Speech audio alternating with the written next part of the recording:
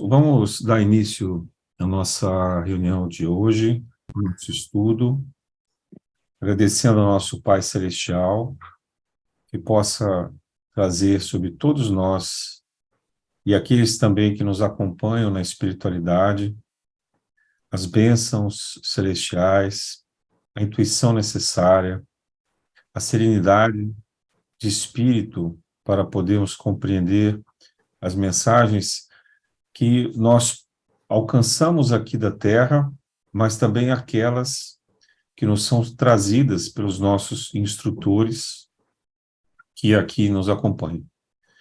Pedimos em especial ao nosso guia espiritual, irmão Ramek, que ele possa trazer das suas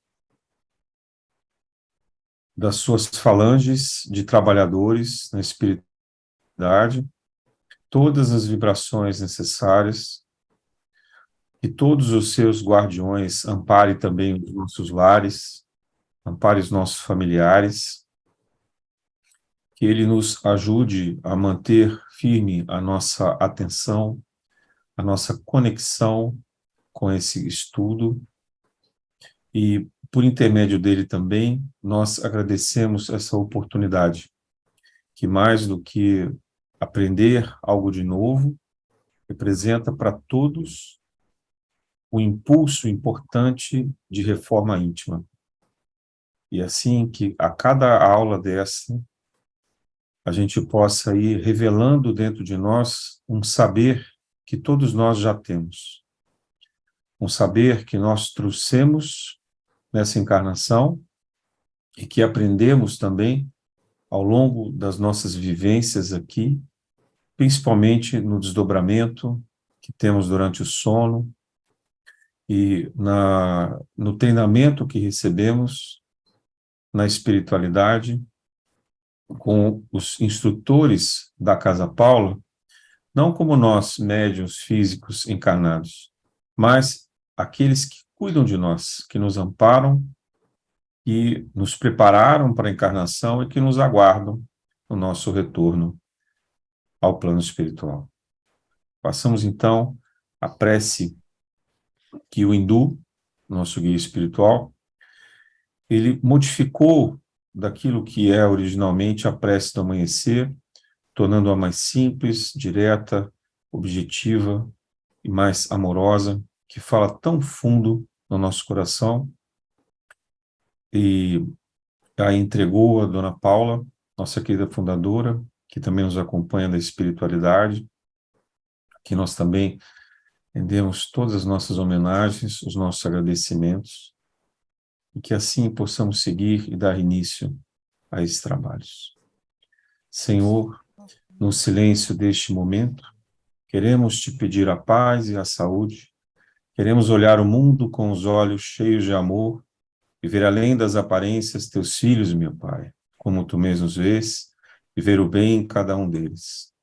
Reveste-nos da tua beleza, Pai amado, para que possamos revelar-te à humanidade inteira.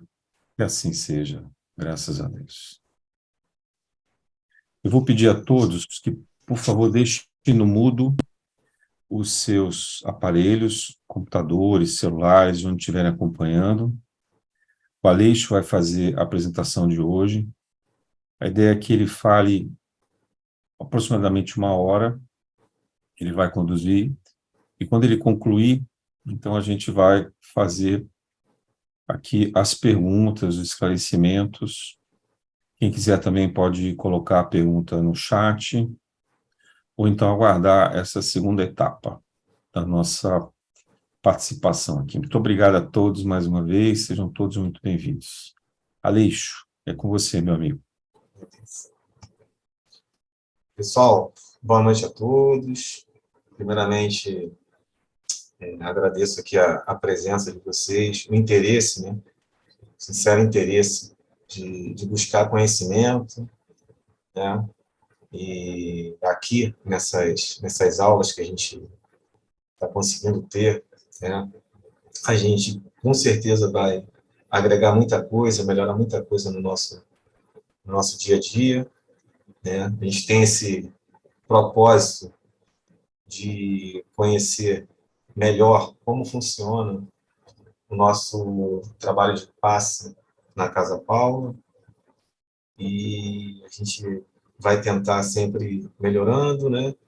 A gente vai tentar aprender mais e para nos colocarmos sempre à disposição para que quando a oportunidade aparecer, né, a gente no trabalho, o trabalho ele vai aparecer, com certeza ele vai aparecer e a gente vai estar lá apto a, a colocar em prática, amparar e auxiliar os trabalhos que são desenvolvidos na Casa Paula.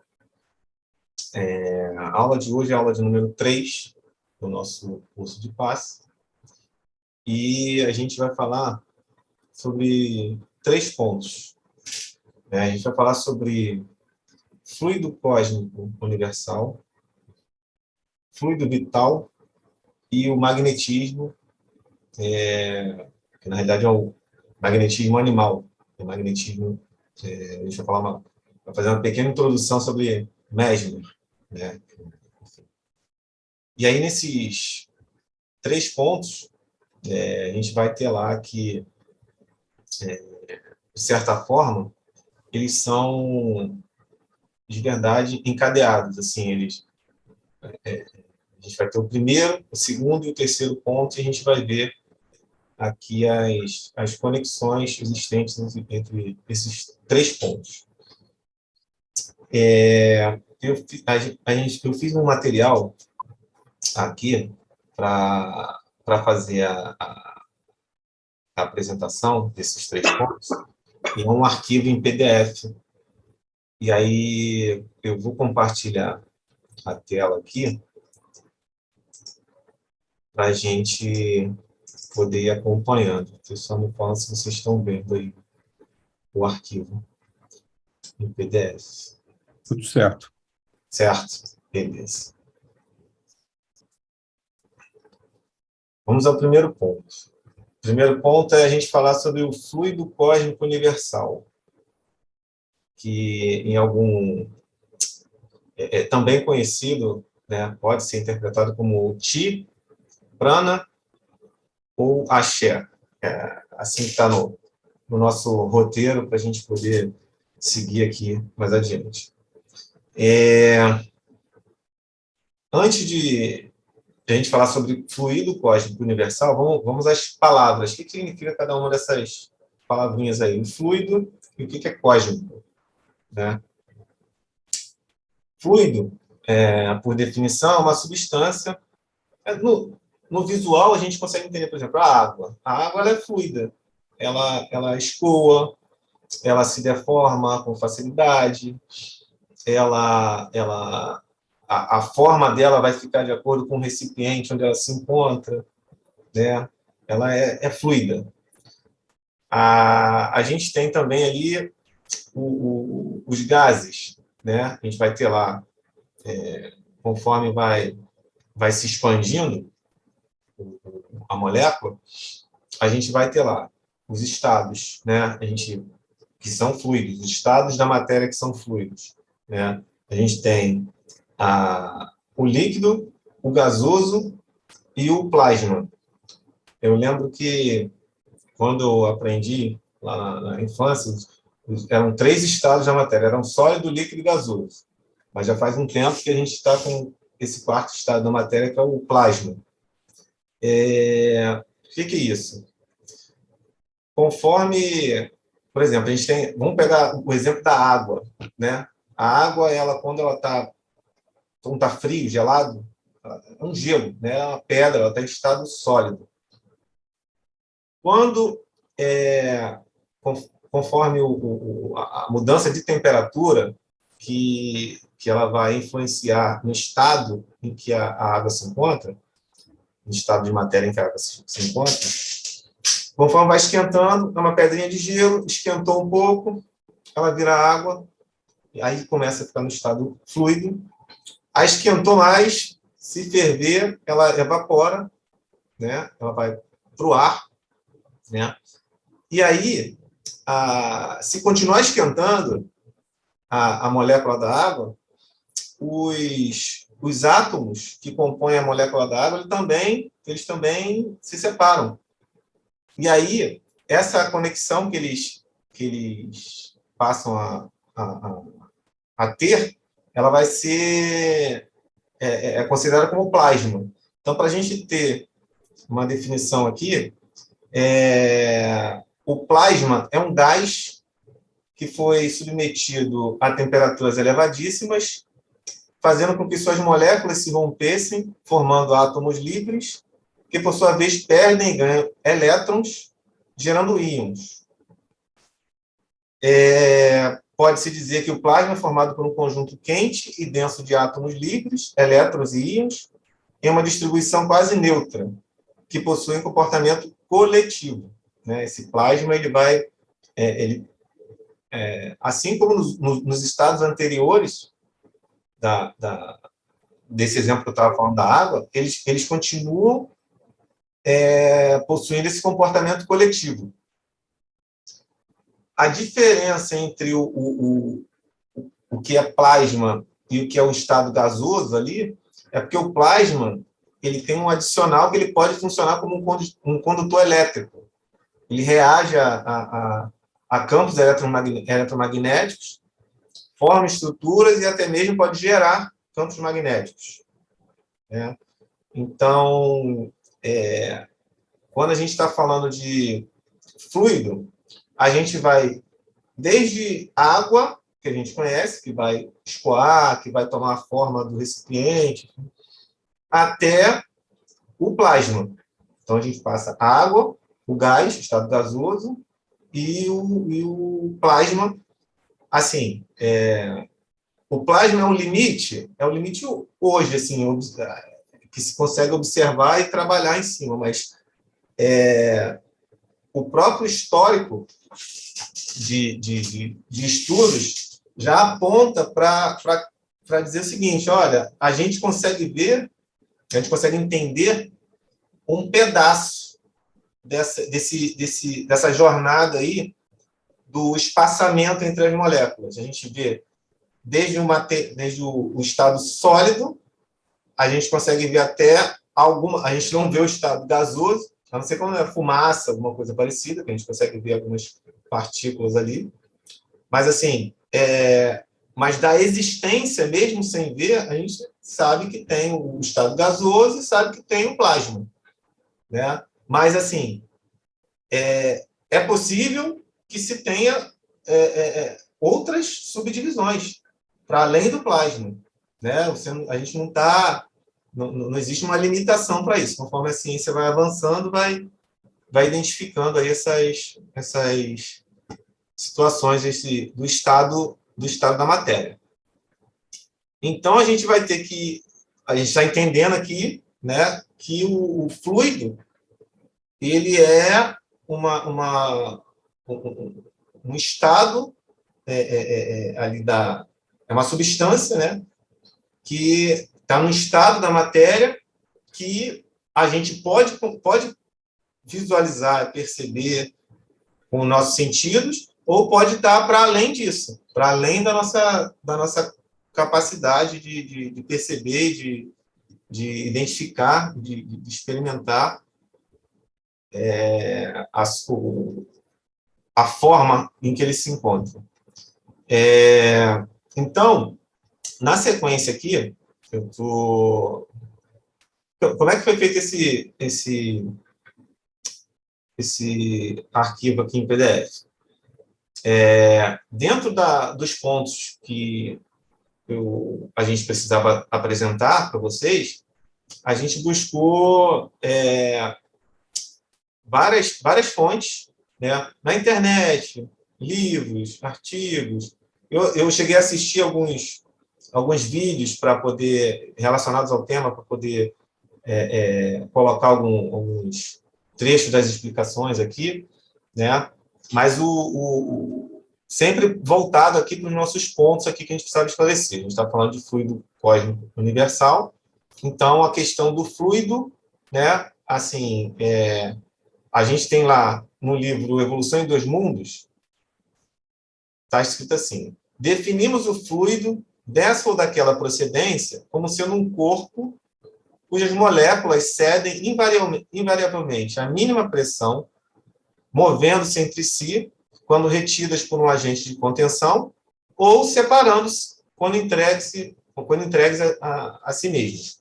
Temos, assim, os fluidos líquidos, elásticos ou aeriformes, e os outrora chamados fluidos imponderáveis, tidos como agentes dos fenômenos luminosos, caloríficos e outros mais. Um fenômeno luminoso, a gente vai ter lá, por exemplo, a aurora boreal, a aurora austral, né, que a gente tem lá aquelas luzes no céu, enfim, que aparecem lá nos polos, enfim. Aí vamos ao segundo termo do fluido cósmico, né? A palavra cosmo, ou cosmos, significa organização, harmonia, beleza, ordem. É como se fosse, na realidade, uma programação ali ordenada, fazendo com que tudo seja perfeito, tudo esteja organizado, alinhado, em harmonia, enfim. Então, a palavra cosmos significa isso. E também, se a gente, para muitos, assim, o cosmos significa o universo, o mundo, né, no sentido metafórico, né? Aí, eu coloquei como exemplo aqui que quando a gente vai falar assim, cosmético, a palavra cosmético é exatamente, tem como origem a mesma raiz, né? Você vai, o cosmético é exatamente para buscar seria tido como harmonia ou beleza, enfim. Então, a gente tem o cosmos dando origem aí a palavra, aos cosméticos, né? A palavra dos cosméticos. E que cosmos é o contrário do caos. Caos significa desordenado, confuso, feio, em desequilíbrio, enfim. Aí, quando a gente sabendo agora o que significa, né, o fluido e o cosmo, né, a gente vai entender o seguinte, que o fluido cósmico é exatamente toda essa matéria que existe e que é organizada no espaço.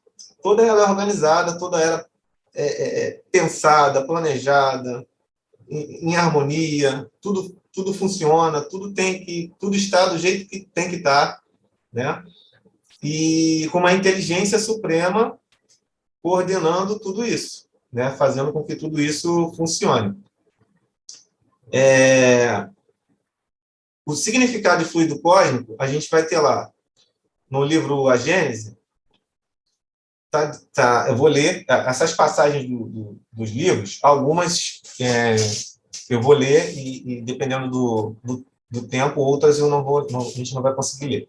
Mas vai ficar, de qualquer forma, o material disponível, né, para que quem quiser acompanhar, enfim, quiser ler, vai ficar disponível o material.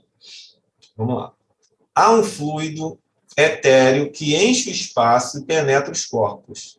Esse fluido é o éter, ou matéria cósmica primitiva, geradora dos mundos e dos seres. Ao éter são inerentes as forças que presidiram às metamorfoses da matéria, as leis imutáveis e necessárias que regem o mundo. Essas múltiplas formas, indefinidamente variadas segundo as combinações da matéria, localizadas segundo as massas, diversificadas em seus mundos, em seus modos de ação, segundo as circunstâncias e os meios, são conhecidas na Terra sob os nomes de gravidade, coesão, afinidade, atração, magnetismo e eletricidade ativa. Essa aqui era uma definição lá do livro A Gênese, lá em 1858, mas, enfim, algumas pequenas coisas sofreram modificação, mas está valendo. Isso aqui está valendo. Os movimentos vibratórios do agente são conhecidos sob os nomes de som, calor e luz. Em outros mundos, as formas se apresentam sob outros aspectos, revelam outros caracteres desconhecidos na Terra e na imensa amplidão dos céus. Forças em número indefinido se têm desenvolvido numa escala inimaginável, cuja grandeza tão incapazes somos de avaliar como é o crustáceo no fundo do oceano para aprender a universalidade dos fenômenos terrestres. Aqui está traçando um paralelo de que está dizendo, olha, a gente não vai conseguir alcançar o que significa isso, o todo disso. A gente não vai conseguir porque a gente está muito distante. Né? Ora, assim como só há uma substância simples, primitiva, geradora de todos os corpos, mas diversificada em suas combinações, também todas essas forças dependem de uma lei universal diversificada em seus efeitos e que, pelos desígnios eternos, foi soberanamente imposta à criação para lhe imprimir harmonia e estabilidade. Então, a gente vai ter lá essa definição de fluido cósmico universal como sendo um meio através do qual acontece a harmonia e a estabilidade no universo, né, no modo geral. Ainda na Gênese, vale dizer lá, o fluido cósmico universal é, como já foi demonstrado, a matéria elementar primitiva, cujas modificações e transformações constituem a inumerável variedade dos corpos da natureza. Como princípio elementar do universo, ele assume dois estados distintos. Aí, numa ponta, tem a eterização ou imponderabilidade, que se pode considerar o primitivo estado normal. A gente caminhar para a eterização significa, naquela escala que estava lá do sólido, passando por líquido, gasoso, plasma, esse caminho é o caminho da eterização. E o de materialização ou de ponderabilidade, que é, de certa forma, conceptivo aquele. Né? Aí é o caminho para materialidade. O ponto intermédio é o da transformação do fluido em matéria tangível. Mas ainda aí não há transição brusca, porquanto podem considerar-se os nossos fluidos imponderáveis como o termo médio entre os dois estados. Quando a gente fala que a matéria, está falando aqui da matéria tangível, né? A gente consegue, por exemplo, a gente encosta aqui uma mão na outra, batendo a palma da mão aqui. A gente acha que está encostando. Mas se a gente for ver lá no micro mesmo, não está encostando. Existe uma repulsa magnética que não permite que a minha mão transpasse a outra mão. Né? Lá na composição dos átomos, né? Lá no micro, existe essa força, essa energia magnética que não permite que isso aconteça. Agora, esse espaçamento entre esses átomos, no nosso plano material, ele tem uma escala. No nosso plano material, ele funciona de uma certa forma. Tem leis que regem. Em outro plano, conforme a matéria vai ficando mais sutil, ela fica imperceptível para a gente, mas ela não significa que ela não exista, ela existe. As conexões, elas existem. Se a gente olhar saltar do micro para o macro, a gente vai ver, por exemplo, que a gente tem a Lua dando a volta no nosso planeta, a gente tem o nosso planeta dando a volta no Sol, a gente tem o Sol dando a volta numa estrela maior, enfim. E existe um espaçamento enorme, né, de matéria, que a gente podia dizer simplesmente que elas não estão conectadas.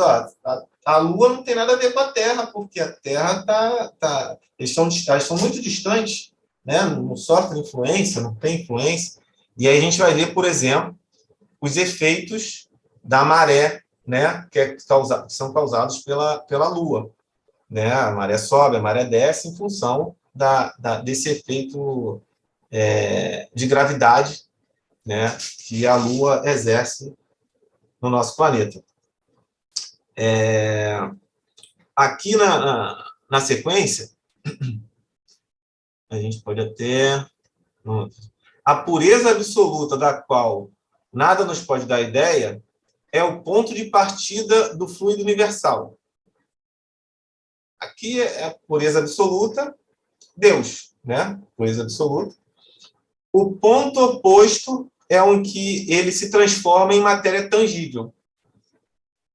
Esses dois extremos dão-se inúmeras transformações, mais ou menos aproximadas um do outro. Os fluidos mais próximos da materialidade, os menos puros, conseguintemente, compõem o que se pode chamar a atmosfera espiritual da Terra, nosso planeta. É desse meio onde, igualmente, vários são os graus de pureza que os espíritos encarnados e desencarnados deste planeta aurem os elementos necessários à economia de suas existências. Por muito sutis e impalpáveis que nos sejam esses fluidos, não deixam, por isso, de ser de natureza grosseira, em comparação com os fluidos etéreos das regiões superiores. Quem conhece, aliás, a constituição íntima da matéria tangível, ela talvez somente seja compacta em relação aos nossos sentidos. Prová-lo-ia a facilidade com que atravessam os fluidos espirituais e os espíritos, aos quais não oferecem maior obstáculo do que o que os corpos transparentes oferecem à luz. Tendo por elemento primitivo o fluido cósmico etéreo, a matéria tangível há de ser possível, desagregando-se, voltar ao estado de eterização, do mesmo modo que o diamante, o mais duro dos corpos, pode volatilizar-se em gás impalpável. Na realidade, a solidificação da matéria não é mais do que um estado transitório do fluido universal, que pode volver ao seu estado primitivo quando deixam de existir as condições de coesão. Então, nesse exemplo aqui da matéria nossa aqui, do diamante aqui que foi colocado aqui, existem as condições de coesão. Então, essas moléculas, toda a composição dele está lá materializada. Quando essa condição ela se desfaz, quando essas condições elas são outras, porque podem ocorrer, inclusive, em outros ordens, essas condições, se elas todas se desfizerem, se elas todas forem desfeitas, ele vai voltar ao seu estado, o estado primitivo, ele vai caminhar para a eterização. Tem uma nota aqui que eu coloquei também. Hoje sabemos que a matéria parece ser compacta e impenetrável em razão da repulsão elétrica que existe entre os átomos que a constituem, impedindo que os seres e objetos materiais se interpenetrem. Aquele exemplo que eu estava falando da mão ainda há pouco. No mais, a massa do átomo se concentra no seu núcleo. A massa do átomo se concentra no seu núcleo. Seríamos, então, um grande aglomerado de moléculas. Então, na obra de Kardec, fluido cósmico universal, ele vai aparecer nesses tópicos aqui que eu coloquei nesse arquivo.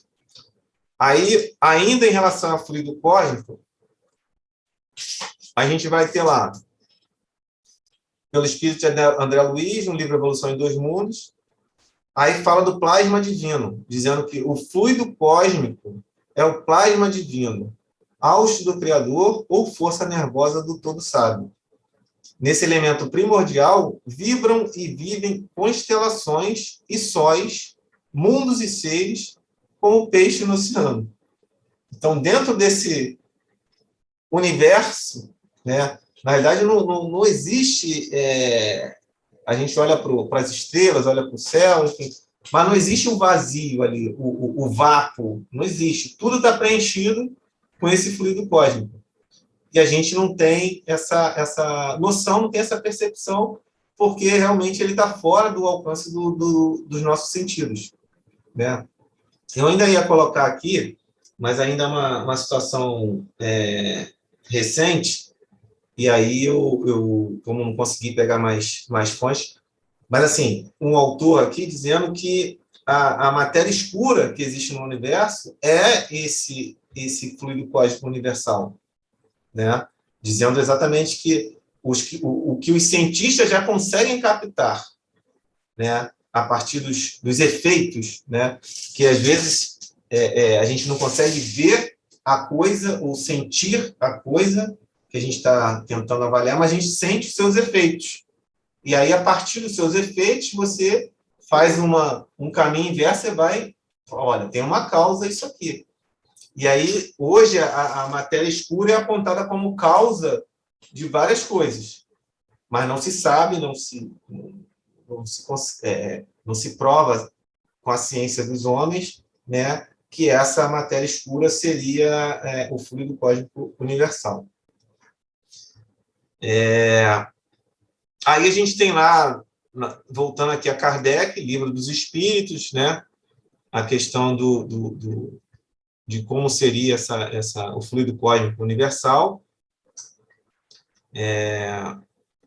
Estão aqui. Assim, tudo que eu coloquei aqui seria interessante a gente ler, sim, mas já são 8h33, se a gente for ler tudo, realmente a gente não vai conseguir, porque ainda está na folha 4 de 19. Então, eu vou até pular essa parte aqui. Eu coloquei aqui que o termo fluido universal aparece ainda nas questões, além das questões que eu coloquei aqui, 22, 33 do Livro dos Espíritos, na 27, 27A, 65, 427. Tá? Pra depois, quem quiser buscar para se aprofundar mais um pouquinho, aí vai ver que essas questões aparecem, elas explicam melhor, elas em conjunto, elas explicam melhor o que é o fluido cósmico universal. No título que foi passado como ementa aqui para a gente seguir, a gente tinha que falar sobre o fluido cósmico universal como o Chi e o Prana. Tá? O Chi, no Feng Shui, que é uma técnica milenar chinesa, utilizada para trazer mais harmonia, bem-estar à vida das pessoas, eu não entendo muito bem, mas a arrumação das casas, posicionamento de alguns objetos em casa, tem uma situação parecida com isso. E aí o Qi, para essa técnica de harmonização, é uma energia que flui pela terra e pelo céu carregada de força vital. Então, a gente pode entender que isso aqui, essa referência aqui no Feng Shui, seria também o fluido cósmico universal. E o prana, que vem do sânscrito, é a energia vital que permeia todo o universo e significa energia absoluta. É o princípio de energia ou força, o princípio ativo da vida ou força vital. O prana penetra tudo, está em tudo, em toda parte. Sim, assim, é o mesmo significado aí de fluido cósmico universal, né? Só que, assim, como a gente estava trazendo os esclarecimentos de Kardec, de André Luiz, aí aqui também tem para dizer que vem também esse entendimento, o fluido cósmico universal, ele não é uma novidade, nunca foi, sempre existiu. Ele está desde sempre, enfim, em várias linhas de estudos, enfim. Então, aqui é mais um ponto. E axé também, que estava lá no tópico, que é uma palavra utilizada no contexto das religiões afro-brasileiras, e significa energia ou força presente em cada ser ou em cada coisa, correspondendo também à energia sagrada dos orixás. E orixás são divindades cultuadas por muitas crenças de origem africana. Sintetizando aqui, fluido cósmico universal é onde tudo se encontra, onde tudo está mergulhado, existindo e integrando ao mesmo tempo, dentro e fora, tudo que se consegue imaginar, podendo variar desde as mais altas faixas de eterização até os mais baixos níveis de materialização, conforme aí tem uma figura aqui, que é de um trabalho da FEB, que falava sobre fluidos, e aí ele traz lá um diagramazinho aqui, dizendo, separando aqui, ó, há fluido etéreo que enche o espaço e penetra os corpos. Esse fluido é o éter, ou matéria cósmica primitiva, geradora do mundo e dos seres. Aí tem a fonte aqui, um Kardec, a Gênesis. Fluido cósmico universal apresenta-se no universo sobre 2 estados distintos, aí dizendo que um estado é a eterização. Quanto mais para o éter tiver, menos ponderável vai estar. Quanto mais para a matéria tiver, mais ponderável, mais a gente consegue identificar e analisar e provar. Então, esse primeiro ponto é o ponto do fluido cósmico universal. Tá? Seria interessante abrir para a pergunta agora ou só lá no final mesmo? Prefiro que a gente siga, Aleixo, porque já são 8h30. As pessoas vão anotando, a gente volta depois na pergunta, pode ser? Pode ser. Obrigado. Aí vamos lá, fluido vital e associado ao ectoplasma. Vamos lá. Eu buscando aqui, eu vi que tem diferentes entendimentos em relação a isso, mas que todos estavam dizendo o seguinte, eu posso ter lá, fluido vital, princípio vital, agente vital. A gente vai encontrar algumas situações. O próprio Kardec, ele, no último livro dele, que foi a Gênesis, do Pentateuco, né, kardeciano, ele passou a adotar princípio vital, mesmo nos livros anteriores, ele tendo utilizado fluido vital.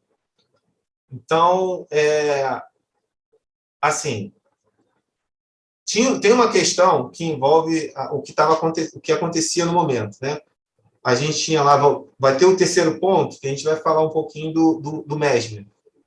Mas o fluido vital foi um termo criado pelos seguidores do Mesmer lá, e que ele separava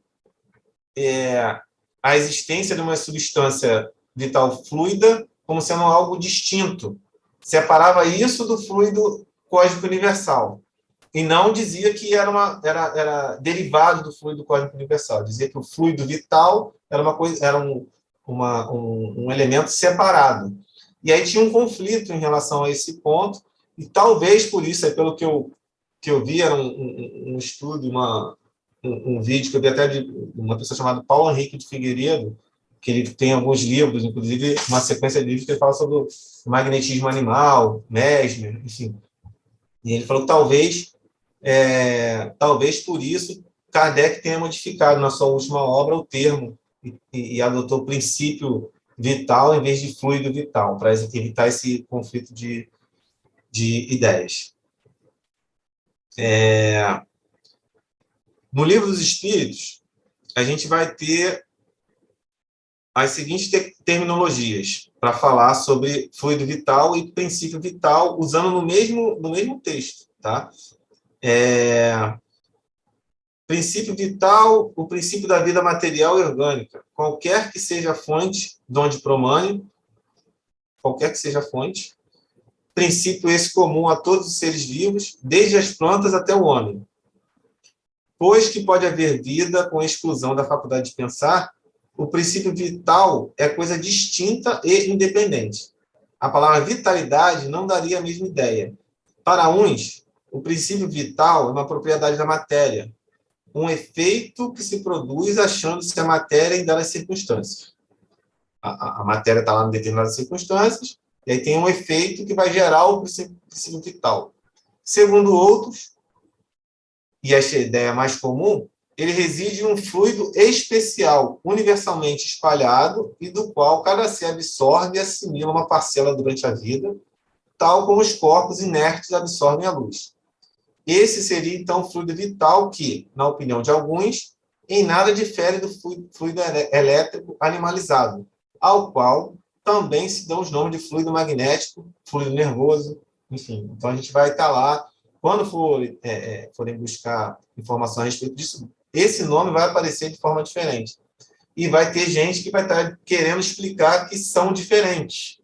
Mas, num conceito mais abrangente, você vai ver que são todos iguais. Quem tem um caminho que vai levar mais uma tolerância em relação à conjuntura da época, o que acontecia na época, de cada estudo que está sendo feito, vai ver que é a mesma coisa, a gente está falando da mesma coisa.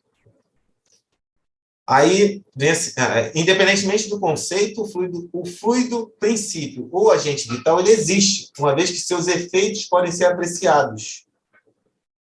E aí, Kardec coloca isso no item 16 aqui, do capítulo 10 da Gênese, né, dizendo o seguinte: dizendo que as plantas e os animais são formados dos mesmos princípios constituintes dos minerais, falamos em sentido exclusivamente material, pois que aqui apenas do corpo se trata. Se a gente falar só do corpo, na matéria, os princípios são os mesmos. Tá? As plantas, os animais, e são os mesmos princípios constituintes dos minerais. Está falando da matéria, está ok, está valendo. Sem falar do princípio inteligente, que é a questão à parte. Há na matéria orgânica um princípio especial, inapreensível e que ainda não pode ser definido, que é o princípio vital. Ativo no ser vivente, esse princípio se acha extinto no ser morto, mas nem por isso deixa de dar à substância propriedades que a distingue das substâncias inorgânicas. A química, que decompõe e recompõe a maior parte dos corpos inorgânicos, também conseguiu decompor os corpos orgânicos, porém, jamais chegou a reconstituir sequer uma folha morta. Prova evidente de que há nestes últimos, o que quer que seja, inexistente nos outros. Né? Então, o princípio vital ele está no ser vivo. Né? Ele não está no... Morreu, que houve cessou o princípio vital ali, não é a mesma coisa. Não adianta que não vai fazer voltar à vida. Não tem como reconstituir. Vou dar uma passadinha aqui. Tá. Esse ponto aqui, ele interessa bastante aqui para a gente aqui no curso. Questão 70 do Livro dos Espíritos. E aí tem um comentário dessa questão. Tem a resposta e tem um comentário. Que é feito da matéria do princípio vital dos seres orgânicos quando estes morrem. A matéria inerte, resposta, se decompõe e vai formar novos organismos. O princípio vital volta à massa de onde saiu. Aí está dizendo aqui, a quantidade de fluido vital não é absoluta em todos os seres orgânicos. Varia segundo as espécies e não é constante, quer em cada indivíduo, quer nos indivíduos de uma espécie. Alguns há que se acham, por assim dizer, saturados desse fluido, enquanto outros possuem, em quantidade, apenas suficiente. Daí, para alguns, a vida mais ativa, mais tenaz e, de certo modo, superabundante. A quantidade de fluido vital se esgota, pode tornar-se insuficiente para a conservação da vida, se não for renovada pela absorção e assimilação das substâncias que o contêm. Se não for renovada. O fluido vital se transmite de um indivíduo a outro. Esse ponto é importante. Aquele que o tiver em maior porção pode dá-lo a um que o tenha de menos. E, em certos casos, prolongar a vida prestes a extinguir-se. Então, um detalhe aqui, esse ponto, essa passagem aqui, ela é explorada por vários estudiosos, né, do Espiritismo, inclusive para justificar e para exemplificar que Kardec entendia dessa forma, que esse fluido vital, ele pode ser dado, compartilhado, enfim. E esses estudos, eles sempre vão se apegar a essa parte, a essa resposta do quesito da pergunta 70 do Livro dos Espíritos.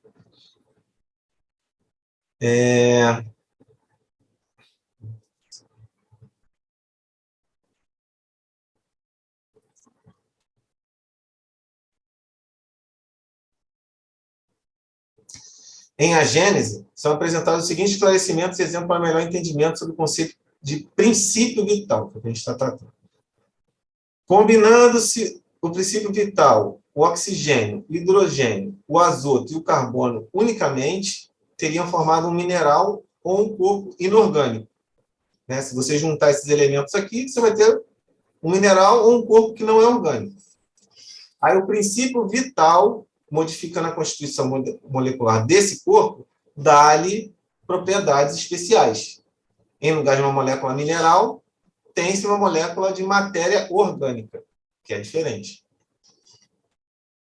A atividade do princípio vital é alimentada durante a vida pela ação do funcionamento dos órgãos, do mesmo modo que o calor pelo movimento de rotação de uma roda.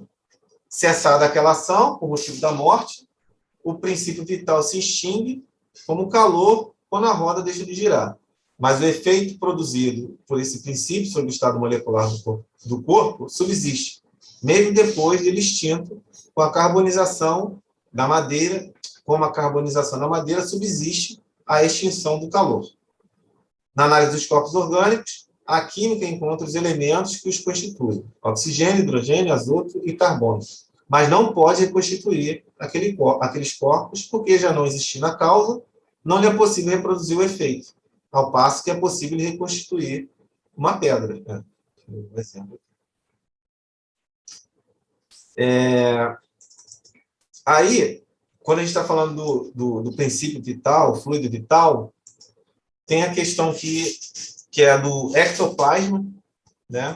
O ectoplasma, na realidade, é uma forma pode entender que é uma forma do princípio vital, que só os encarnados têm, só os encarnados possuem, os espíritos desencarnados não.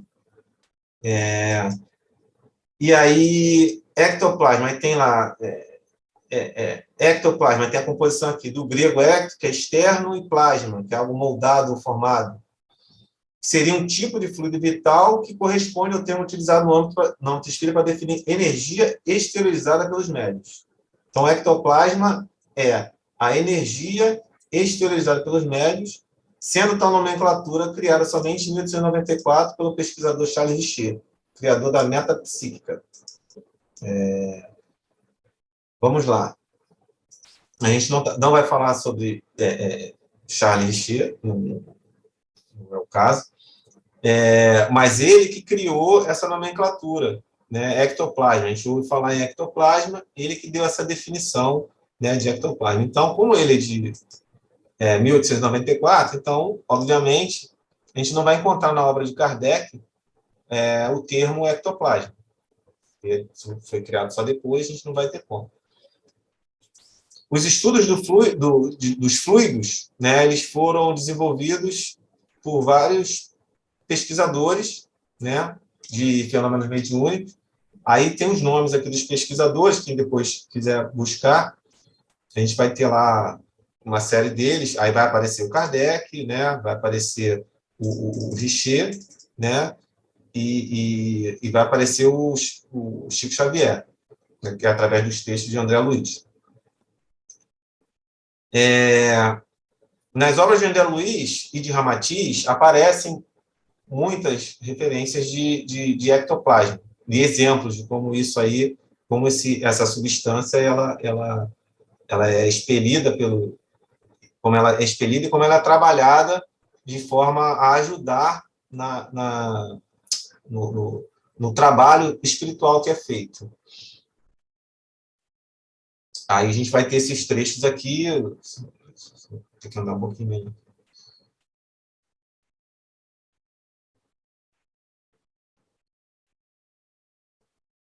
Aqui tem uma explicação no livro Nos Domínios da Mediunidade, capítulo 28, sobre o termo ectoplasma. O Aulus explicando que o ectoplasma está situado entre a matéria densa e a matéria perispirítica, assim como um produto de emanações da alma pelo filtro do corpo. E é recurso peculiar não somente ao homem, mas a todas as formas da natureza. Em certas organizações fisiológicas especiais da raça humana, comparece em maiores proporções em relativa madureza para a manifestação necessária aos efeitos físicos que analisamos. É um elemento amorfo, mas de grande potência e vitalidade. Pode ser comparado à genuína massa protoplásmica, sendo extremamente sensível, animado de princípios criativos que funcionam como condutores de eletricidade e magnetismo, mas que se subordinam invariavelmente ao pensamento e à vontade do médium que os exterioriza ou dos espíritos desencarnados ou não que sintonizam com a mente mediúnica, senhoreando-lhe o modo de ser. Aqui é interessante porque fala da massa protoplásmica, fala da sensibilidade, fala que funciona como condutor de eletricidade e magnetismo. E isso, né, acredito que antes da gente ter... A gente leu a respeito disso ainda há pouco, né, sobre o plasma, o que o plasma faz, né, ele tem essa capacidade de funcionar aí como condutor elétrico, né? Então, a gente tem numa obra espírita, né, o Aulus explicando isso, o que acontece com o plasma aqui, no caso, ectoplasma, né, que é bastante interessante.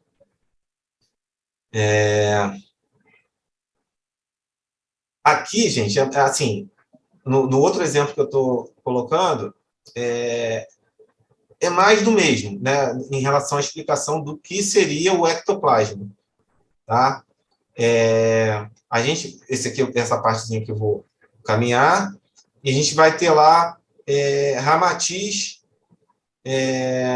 respondendo, comentando aqui sobre o que é ectoplasma na visão dele aqui. O ectoplasma apresenta-se à nossa visão espiritual como massa de gelatina pegajosa ou substância albuminoide, branquíssima e semilíquida, que se exuda através de todos os poros do médium, mas em maior porção pelas narinas, pela boca ou pelos ouvidos, pelas pontas dos dedos e ainda pelo tórax. É só para a gente ter mais informação a respeito do ectoplasma. Tá? Aí eu peguei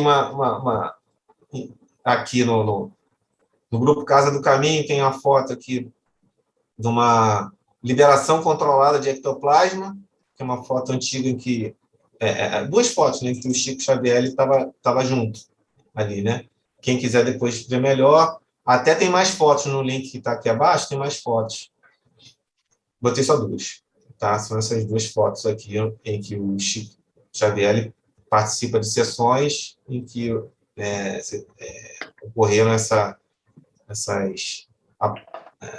aparições, digamos assim, a partir de ectoplasma.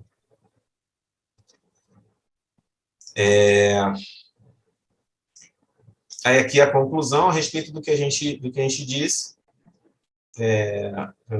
Pela hora que não vai dar para mim.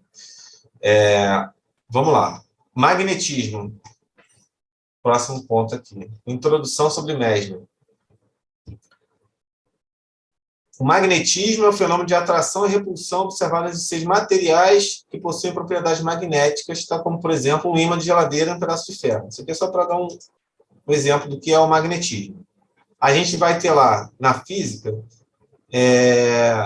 vai ter eletromagnetismo, que é a área da física que estuda os fenômenos relacionados à eletricidade e o magnetismo de forma unificada, quer dizer, não separa o que é eletricidade, o que é junto, como é que funciona, né? E aí, se aqui tinha um exemplo de imã de geladeira, um pedaço de ferro, no eletromagnetismo a gente pode dizer do micro-ondas, do forno micro-ondas, né? Que você vai ter lá a atuação do eletromagnetismo. Ele, na realidade, ele deslocando, ele atuando nas moléculas da água, né? Fazendo com que os átomos eles se agitem, né? Trocando de posição, e aí tudo que é água, que contém água, que está molhado, que você coloca dentro do forno micro-ondas, ele acaba aquecendo por conta disso. É um alinhamento e desalinhamento das moléculas, e isso, aquilo ali feito de uma forma, numa frequência muito rápida, e aí aquilo ali vai esquentando, permite esquentar o alimento que está ali dentro. Na realidade, são as moléculas ali que, eletromagneticamente, elas vão estar se alinhando, desalinhando, causando aquela fricção, esquentando ali, fazendo com que a comida da gente se esquente ali no forno micro-ondas. Aí a gente tem outros, enfim, o magnetismo ele tem alguns estados diferentes, né? Ferromagnetismo, antiferromagnetismo, diamagnéticos e paramagnéticos. Aí, quem quiser, para todos esses pontos aqui, eu deixei tá o link junto aqui. Eu não escrevi com as formalidades de indicação de fontes e tudo mais, mas está o link logo no trecho que a gente pegou, que é para facilitar ali para quem quiser buscar mais informações. E vamos lá. Aí, o magnetismo, mas só que assim, esse magnetismo que é o tema aqui é o magnetismo animal que a gente quer falar. A gente quer falar sobre o magnetismo animal. E aí, a gente vai ter lá que o magnetismo animal, também chamado de mesmerismo, foi proposto por Franz Anton Mesmer, que foi um médico austríaco que defendeu sua tese de doutorado na Áustria, sobre a influência dos planetas no corpo humano. E acabou, com isso, dando origem à ideia de um fluido universalmente expandido que poderia ser transmitido de um indivíduo a outro e, portanto, ser utilizado para a cura. Quem puder pesquisar depois vai ver que Mesmer ele era médico e na época dele, muitos tratamentos médicos que eram feitos era feito à base de sangria. A pessoa estava doente, aí fazia a pessoa sangrar, se a pessoa sobrevivesse, ok, se não sobrevivesse, tudo bem, mas tentou, o que se tinha de conceito médico era isso, e para alguns casos. E ele percebeu que existia o magnetismo animal que poderia reconstituir as energias, a força, através de vibração, ele tinha algumas técnicas, né, para poder fazer com que essa energia do doente fosse restituída.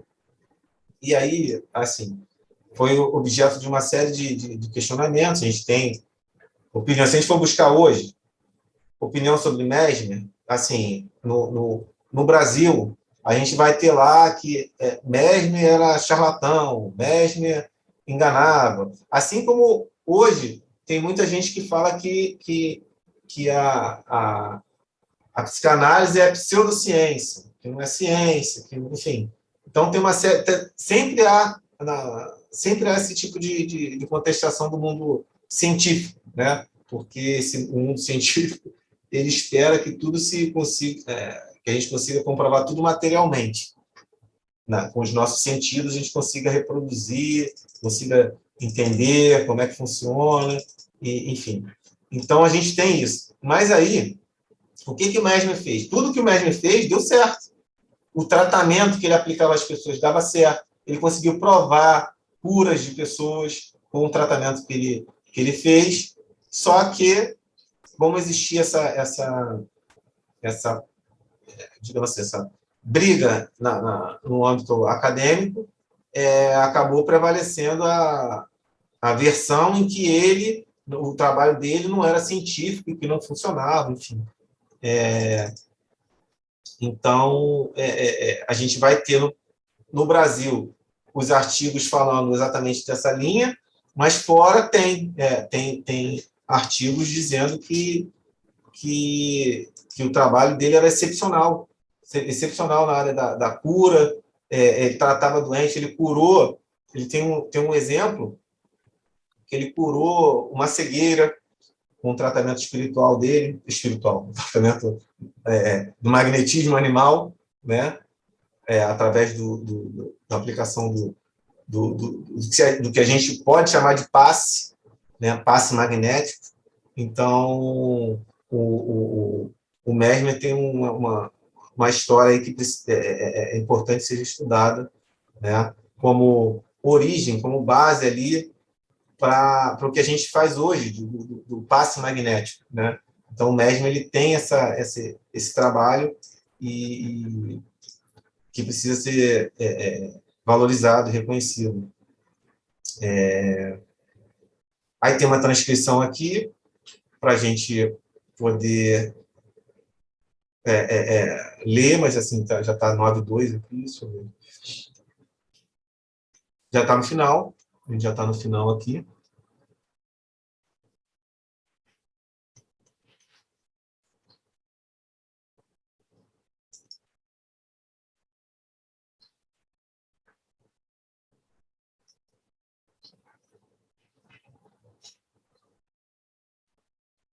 Aqui, assim, esse trecho todo aqui é importante ler, só que eu não vou conseguir, a gente não vai conseguir ler. Aí tem um vínculo que existe entre Kardec e Mesmer, que é relacionado ao magnetismo animal, e a gente pode encontrar esse artigo aqui dizendo exatamente o que está aqui. Allan Kardec reconhece que o estudo do magnetismo despertou seu interesse desde 1820, o que fez dizer a certos adversários do espiritismo, como René Guénon, que os médios de Allan Kardec estavam hipnotizados pelo fundador do espiritismo e que falavam segundo a vontade dele. O magnetismo, escreve Kardec, em 1958, preparou o caminho do espiritismo, e os rápidos progressos dessa última doutrina são devidos, incontestavelmente, à vulgarização dos conhecimentos sobre o magnetismo. Dos fenômenos do magnetismo, do sonambulismo, do êxtase às manifestações espíritas, não há mais que um passo. Isso aqui é uma observação. E aí, eu já vou pular aqui. De acordo com as informações contidas no artigo, Mesmer entendia que nem a luz, nem o fogo, nem a eletricidade, nem o magnetismo e nem o som são substâncias, mas sim efeitos do movimento nas diversas séries de fluido universal. Então, fazendo esse vínculo, né, de tudo isso aqui que a gente tem, né, como magnetismo, tudo isso é decorrente do fluido universal. E aí, para finalizar aqui, é só para lembrar que esses temas, eles, na realidade, a gente vai precisar continuar estudando, né? Porque tem os avanços da ciência, aí, e a gente sempre vai ter que estar estudando fluido cósmico universal, fluido vital, magnetismo animal, para poder a gente estar melhorando aí nossa capacidade de prestação de auxílio no tipo de trabalho que a gente busca desenvolver na Casa Paula. Então é isso, gente, em termos de apresentação desses 3 pontos. É extensa a matéria mesmo, vocês desculpem, aí ficou um texto grande, eu não tinha como falar isso aqui tudo de cabeça, não tem como, mas assim, são muitos detalhes, muitas passagens, mas eu procurei colocar aqui tudo que eu vi a respeito do tema, buscando Kardec, buscando o André Luiz, né? E dentro da linha disponível aí nos sites espíritas e tudo mais, eu peguei todos os links de tudo que está escrito aqui e coloquei, está no corpo do trabalho, aí basta clicar e complementar o estudo para quem tiver interesse, tiver um tempinho a mais para poder ver isso. Se não, basicamente ler esse texto para poder a gente entender, e, enfim, eu vou abrir esse espaço aqui agora para, passando um pouquinho do horário aí, para poder o pessoal fazer as perguntas que entenderem pertinentes, enfim. Eu vou fechar aqui essa essa tela Aleixo, para ver vocês. obrigado. Acho que você fez uma pesquisa bem extensa, né?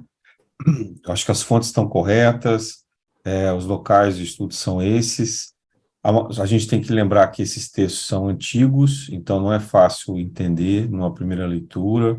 Acho que exige, às vezes, até uma procura de buscar palavras mais atuais, mais simples, mas acho que está aí, a fonte é toda essa e cabe a cada um depois poder estudar. Só que eu acho que isso gera uma grande oportunidade de perguntas, é isso que eu queria ver se agora cada um pode, se puder levantar a mãozinha aí, para a gente poder dirigir a pergunta, né, clicando embaixo, vocês vão ver que tem reações. Então, tem aqui um bonequinho sorrindo, escrito reações. Quem quiser pode levantar a mão e a gente vai direcionando as perguntas. Se for no vídeo, se quiser fazer no texto também, aí tem um chatzinho do lado também para Isso, fazer a pergunta.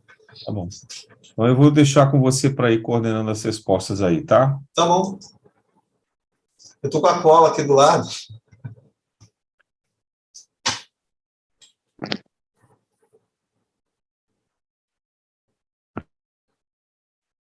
Ninguém?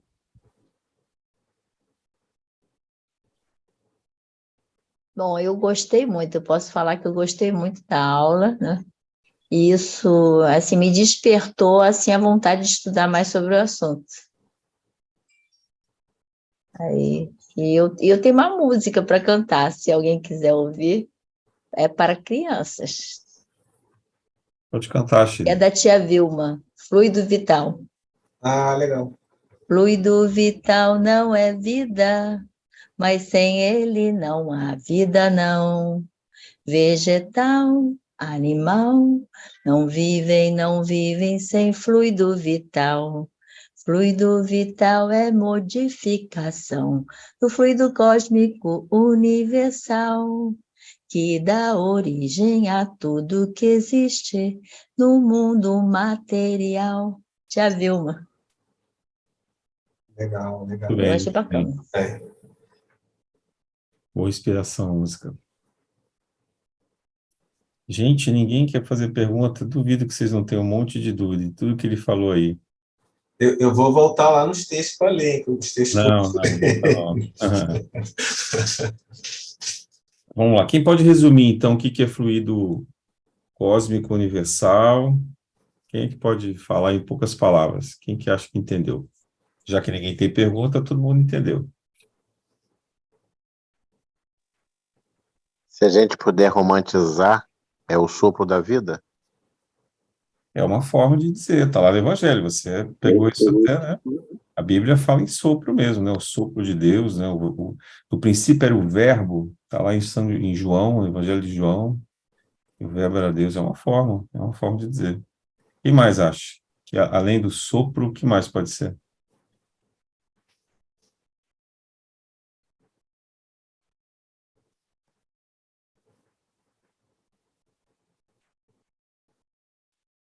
Ninguém arrisca?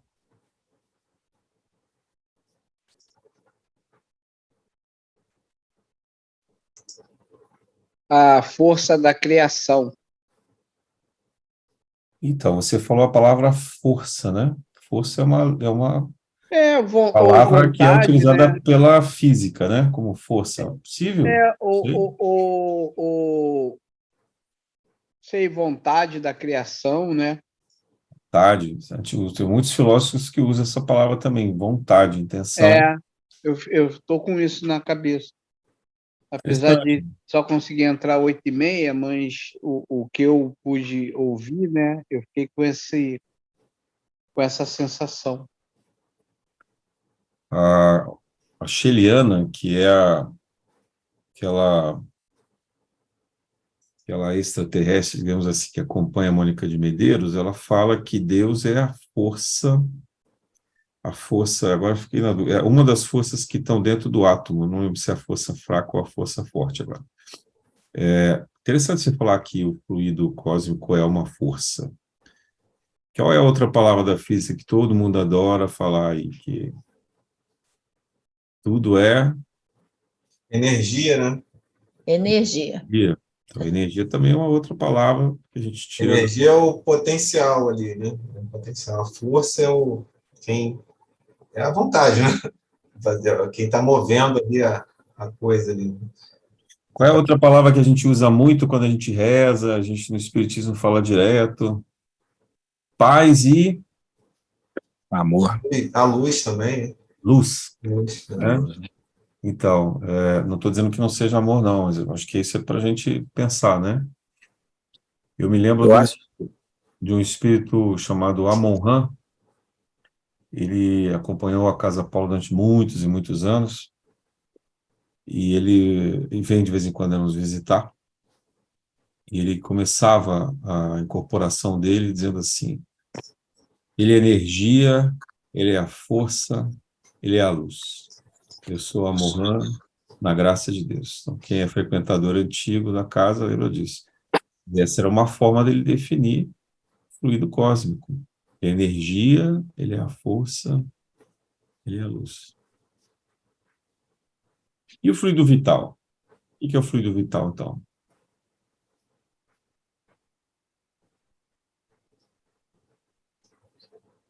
Teve um capítulo, gente. Um capítulo aí que a gente falou sobre isso. Posso comentar algo aí, por gentileza? Aí, Simão? Claro. É interessante que, na explicação que ele deu, né, eu particularmente, eu tive um pouco...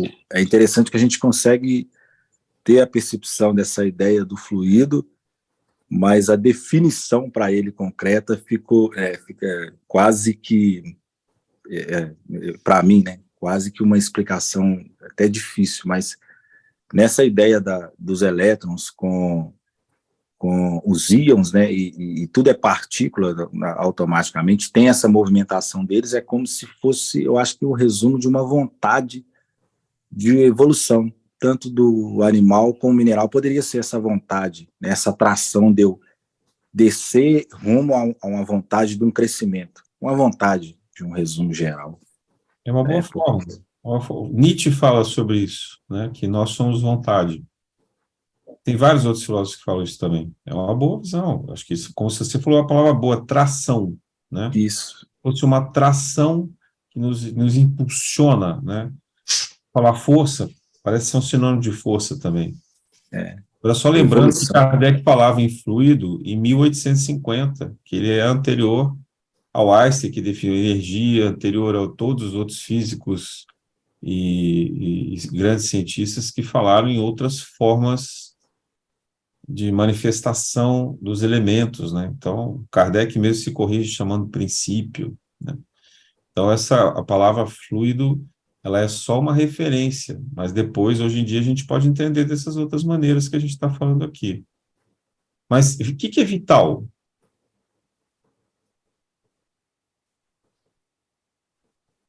O que significa a palavra vital? É de vida, né? Mas aí, vida, né? Vou esperar o pessoal. De vida. Fala, Cristiana, que você está com a mão levantada. Não, eu estou com a mão levantada para perguntar, eu até postei aí, eu escrevi aí, qual é a função dessa liberação do ectoplasma? Ah, tá.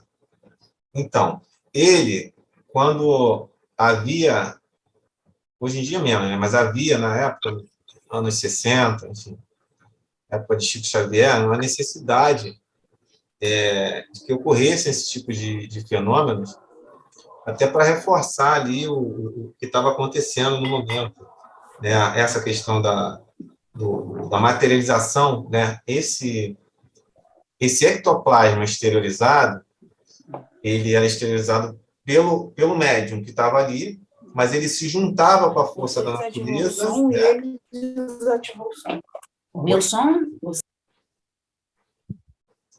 E esse ectoplasma, ele permitia, por exemplo, que o espírito se materializasse, tomasse forma, se apresentasse numa determinada forma, porque esse ectoplasma ele é plástico, ele é maleável, ele é fluido, né? E ele assume a forma que quem está coordenando ali consegue imprimir ali enfim, no fluido, naquele ectoplasma. Então, se necessário, e como era necessário na época, a apresentação do espírito materializado, o ectoplasma ele tinha essa função dele auxiliar no âmbito material para que ficasse visível para os encarnados ali, né, aquela entidade que estava se manifestando. Esse é um ponto, né, mas pode ser utilizado também para outras aplicações, né? Não necessariamente para a materialização de um espírito, mas por exemplo, ali, às vezes tem que ter aquela troca de energia entre as pessoas que estão ali na sessão, né? Quem está precisando, quem está doando, enfim, aquele ectoplasma ele acaba sendo uma forma visível daquela situação que está acontecendo, daquela troca de energia. Mas na forma de exemplo do que acontecia nas reuniões, essa esterilização do ectoplasma servia para a materialização dos espíritos. Estava assim, mas por que precisava? Porque precisava. Assim, a gente não tem... E por que hoje não acontece muito menos? Assim, a gente não tem notícia, né? Se fosse uma coisa que continuasse acontecendo, hoje em dia a gente tem câmera de celular, um monte de coisa para registrar esse tipo de situação e a gente não tem. Se a gente procurar na internet, a gente não vai encontrar materialização de espírito por ectoplasma, não sei o que, a gente não vai encontrar. Então, porque o momento atual não requer que as manifestações espíritas se apresentem dessa forma. Tá? Então, assim, basicamente isso. A função era essa, era de tornar visível um tipo de comunicação, qualquer que fosse a comunicação. Podia ser um objeto, materializar um objeto, mas aquele objeto ia significar alguma coisa para quem estava ali naquele momento. Podia ser um espírito, aquele espírito ia significar uma coisa para quem estava naquele momento. É isso. Eu já vou passar a palavra aqui, o Felipe, a Flávia e a Shirley estão pedindo para falar, agora o Gustavo também. Só para complementar esse ponto, assim, eu queria terminar um aspecto, para não querer ficar sem nenhum vazio, né? O Aleixo mencionou que uma frase de Mesmer, que o fluido vital, ele decorre do movimento do fluido cósmico.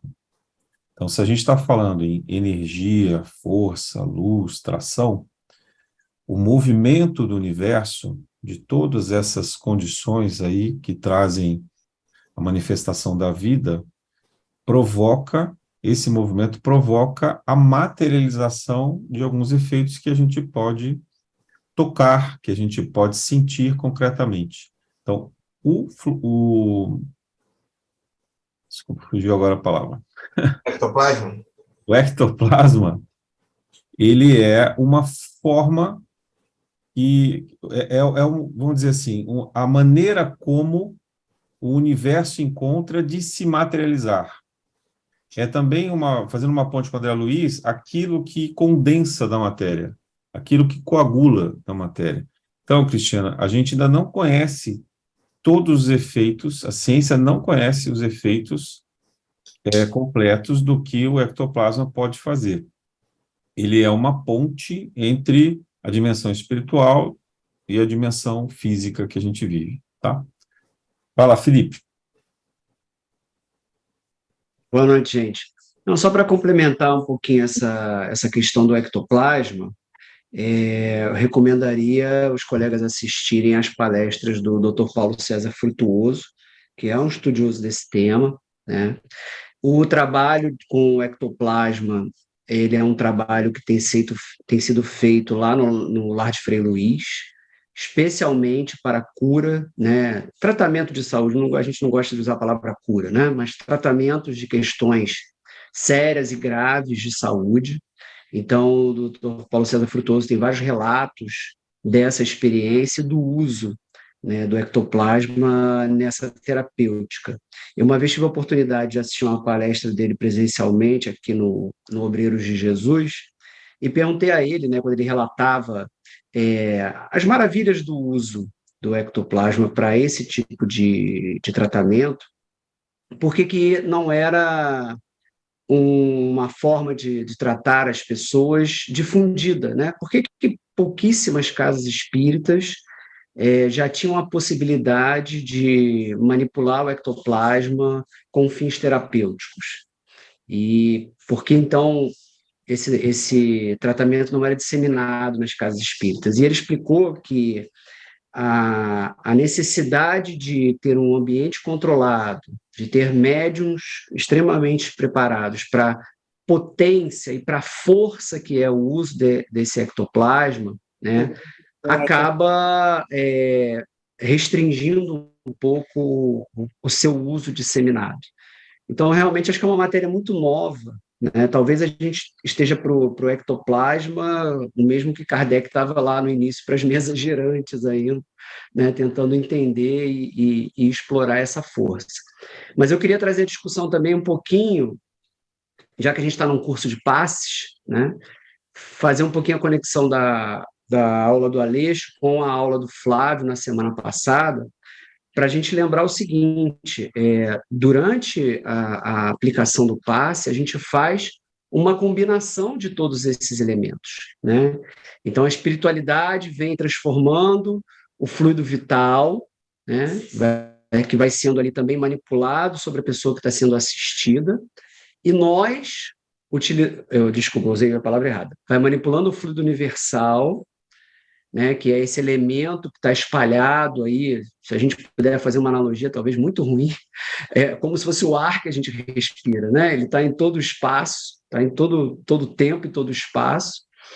Então, a espiritualidade vai manipular o fluido universal para aquele tratamento terapêutico do passe, e nós vamos utilizar o nosso fluido vital e o nosso magnetismo, que vão se combinar com esse fluido universal tratado pela espiritualidade, para ajudar aquele paciente que está ali na nossa frente recebendo o passe. Só para a gente, então, fazer essa conexão e trazer o tema de volta aí para o curso de passes. Obrigado. Obrigado, Felipe. Foi bom, eu ia deixar fazer esse fechamento no final, mas a gente já está praticamente no final mesmo. Bom, exatamente, acho que faltou a gente complementar dessa maneira. Tanto o fluido cósmico universal, quanto o fluido vital e o magnetismo são utilizados no passe. Essa é a síntese daquilo que constitui o nosso trabalho, a gente se colocar à disposição dos espíritos que trabalham pelo nosso intermédio, manipulando esses elementos, tanto em nós quanto no próprio, quanto na própria pessoa que está recebendo o tratamento ali, o passe. E o magnetismo onial, às vezes, é até utilizado para reconstituição de células, de órgãos, realinhamento de algumas condições físicas do paciente para que ele se sinta melhor. Então, também tem um pouco a ver com o que a Cristina tinha falado. Tá? Flávia, você está com a mãozinha levantada, quer fazer uma pergunta, fazer um comentário?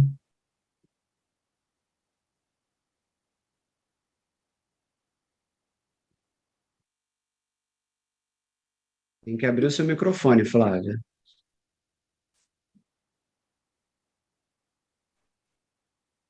Posso até, deixa eu ver se eu consigo abrir por aqui. Sim. Para lhe ajudar. Não consigo. O Hugo está até comentando aqui que o fluido vital é uma força presente no corpo físico e no perispírito. Sim, eu diria até que também no corpo etérico, como o duplo etérico que o Flávio e o Felipe comentaram na semana passada também. Bom, Gustavo, você tinha levantado a mão, desistiu? Oi, gente, boa noite. Na verdade, eu ia seguir um pouco as considerações que vocês estavam fazendo aí sobre o uso do ectoplasma. Falar que existem alguns centros que têm trabalhos específicos, né, com essa parte da ectoplasmia. O próprio Frei Luiz, né, fez um trabalho, continua fazendo, né, tem sessões de ectoplasmia. Existiam médiums específicos, altos doadores de ectoplasma, né, como o Gilberto Arruda, que já faleceu, né, e eles têm sessões específicas, né, com preparação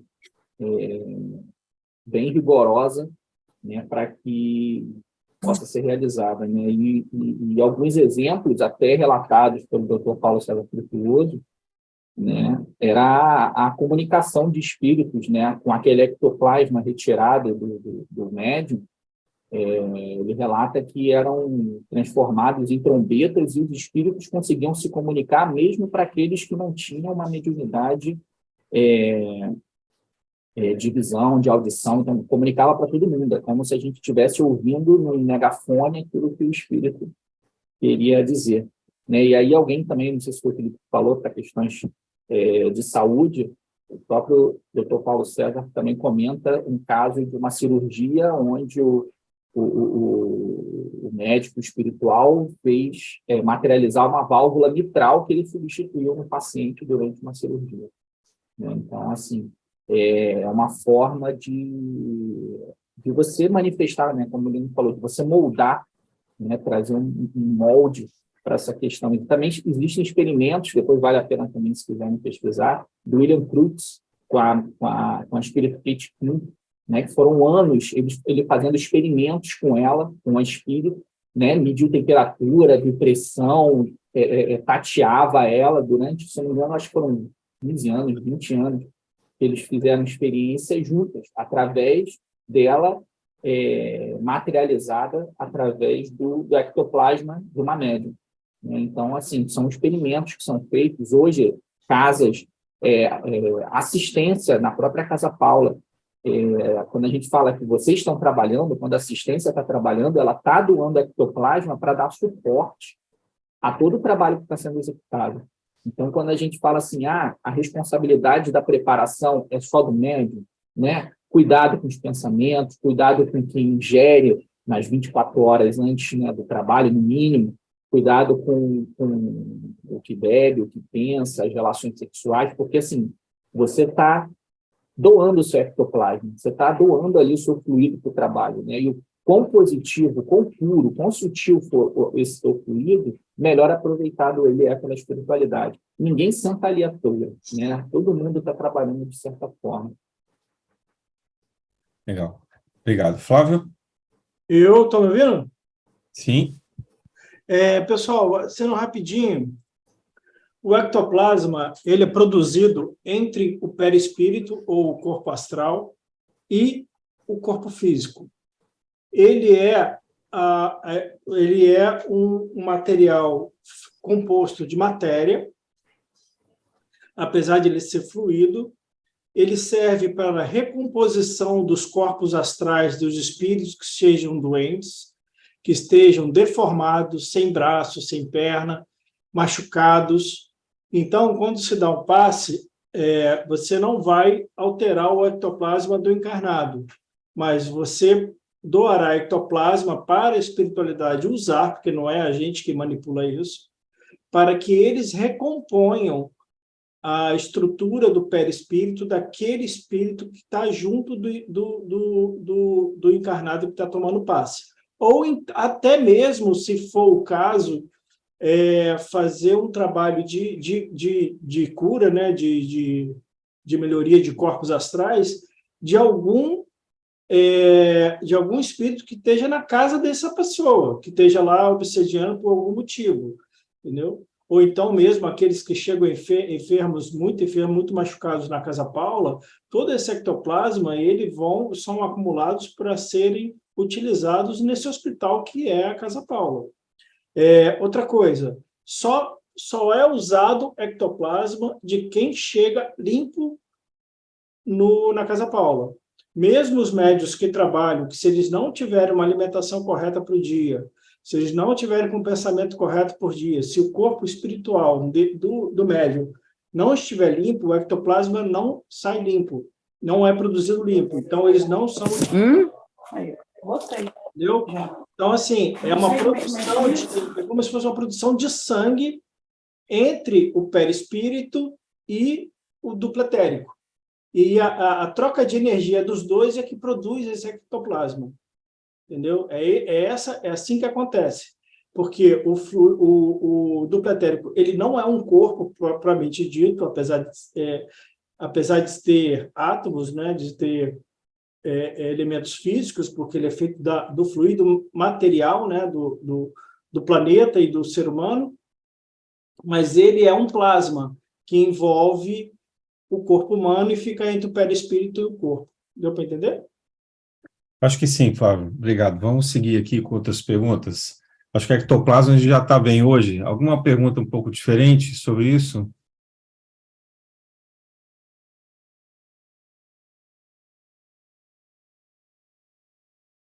Não? A Flávia abriu de novo, não sei se ela quer fazer pergunta, ela não está conseguindo.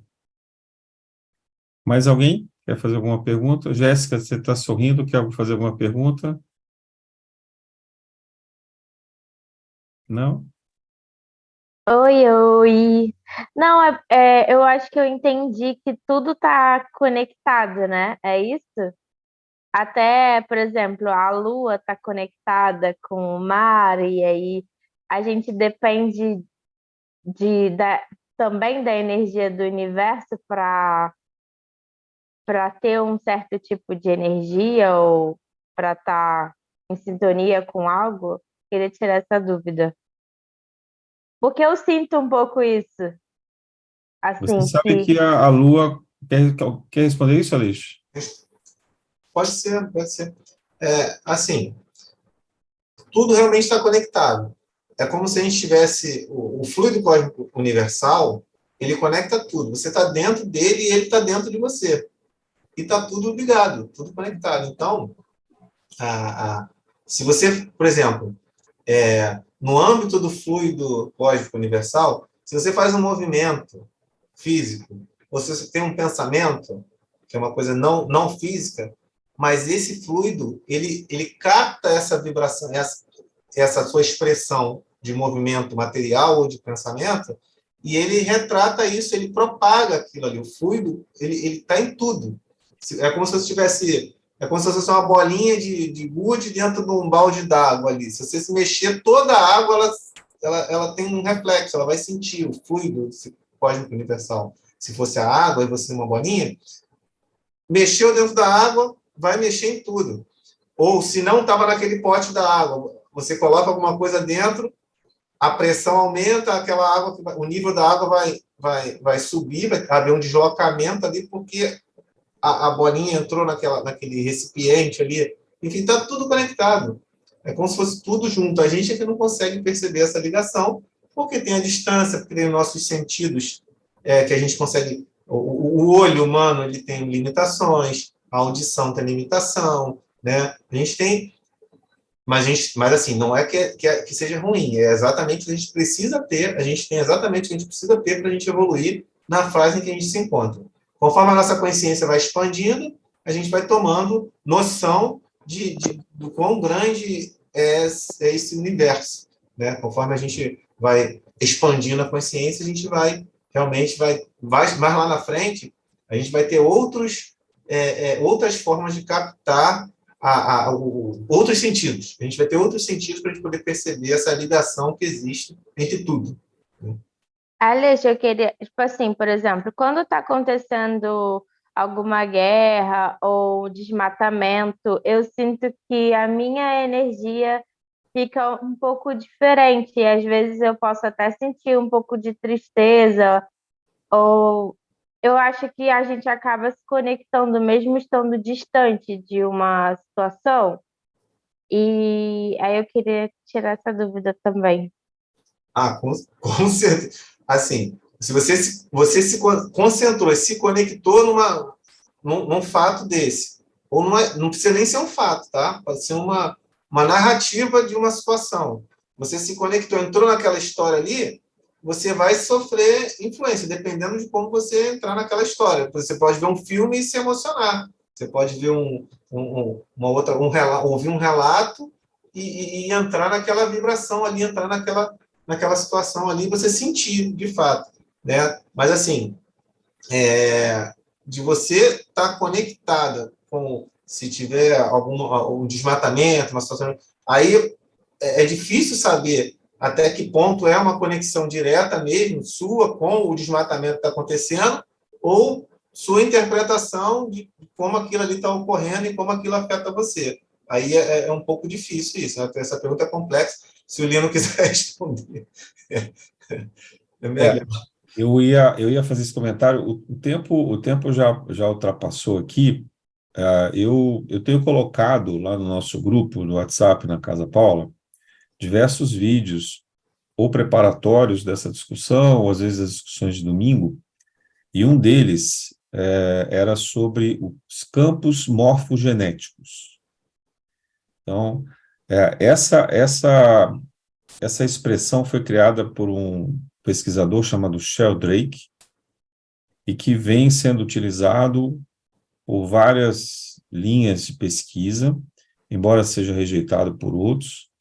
Ele ficou muito famoso por analisar o efeito disso nos animais, quando ele descobriu que se você tiver uma mudança de comportamento num grupo de animais que estejam isolados, mas que pertencem à mesma formação genética de outros animais que estão a um continente de distância, o aprendizado daquele grupo, vamos dizer, no Brasil e na África, o aprendizado de um grupo no Brasil provoca um aprendizado também na África, mesmo que esses animais não tenham contato. Ele conseguiu demonstrar isso, né? Hoje isso é muito utilizado pela constelação familiar e outras linhas de pesquisa e tratamento também. Então, isso que você está descrevendo significa assim, Jéssica, você entra no campo morfogenético, ou naquilo que Jung chamou de inconsciente coletivo, e capta, pela sua mediunidade, você capta esses sentimentos e essas informações. E aí você vive com isso. Então, algumas pessoas são mais sensíveis a isso, outras são menos sensíveis. E você não precisa ler notícia em jornal, você não precisa nada, você pode simplesmente sentir isso do meio ambiente, tá? Então, quando a gente fala em fluido vital, em magnetismo animal, eu ia chegar lá. O magnetismo animal, para mim, na ideia de Mesmer, é talvez o precedente, aquilo que deu base para o estudo do que a gente chama hoje de campos morfogenéticos. Talvez a evolução da ciência, consolidando ali na frente, ela vai chamar o que Mesmer criou como campo morfogenético, tá? Bom, eu ia propor aqui para a gente encerrar. Eu sei que a gente tem várias coisas que a gente gostaria de comentar, mas a gente ainda está no meio do curso, e a ideia é deixar dúvida mesmo, não é responder tudo, né? Porque assim cada um vai pesquisando. Eu acho que amanhã você já nem lembra mais do que 20 palavras do que o Aleixo disse aqui, de todas as coisas difíceis, as terminologias que estão. Então, volta para os textos, lê de novo, procura assistir algum vídeo, né, assiste as palestras que foram recomendadas, a gente pode debater mais lá no grupo, e vamos continuando, porque a gente ainda tem outras aulas. Pode ser? Fala, Shirley, última pergunta, hein? Já são 9h40.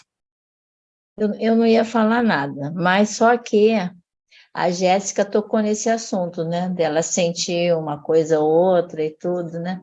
Aí eu vou contar, muitos já sabem que eu já contei essa história, mas eu vou contar para ela, né? Que um dia eu estava deitada, aí vi entrar da minha janela um raio de luz. E aquele raio de luz mostrou um monte de poeirinha que estava lá boiando no meu quarto, que eu não enxergava antes, mas quando o raio de luz chegou, eu comecei a vê-los, né? Então, aí eu olhei e achei, digo, meu Deus, eu sou uma poeirinha nesse universo enorme, né? Eu sou uma poeira, mas eu sou uma poeira pensante. Aí eu balancei aquela poeira e aquela poeira toda se agitou. E aquela massa, né, aquela agitação se transmitiu para todas aquelas poeirinhas que estavam flutuando no ar. Aí depois eu pensei assim, eu digo, mas eu sou uma poeira pensante, eu sou nada, né? Sou uma poeira nesse universão.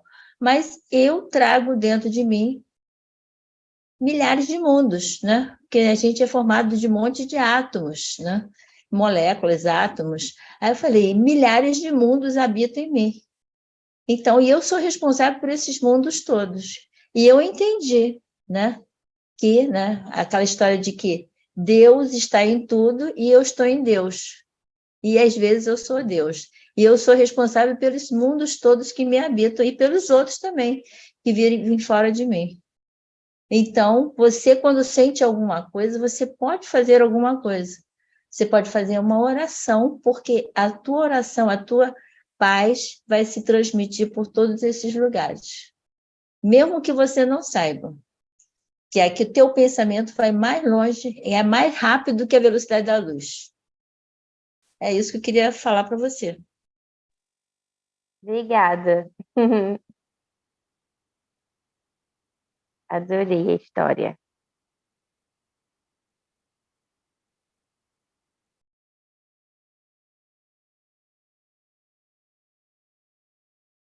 Lino, seu microfone está fechado.